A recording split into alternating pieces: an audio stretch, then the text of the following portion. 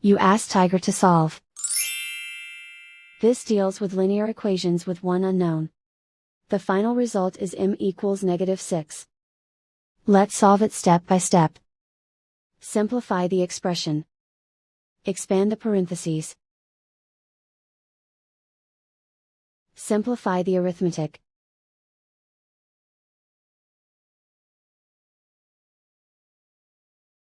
Swap sides.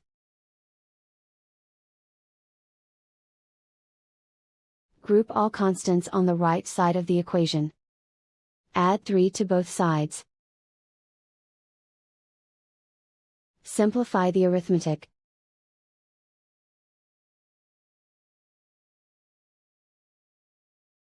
Isolate the m. Divide both sides by -3. Cancel out the negatives.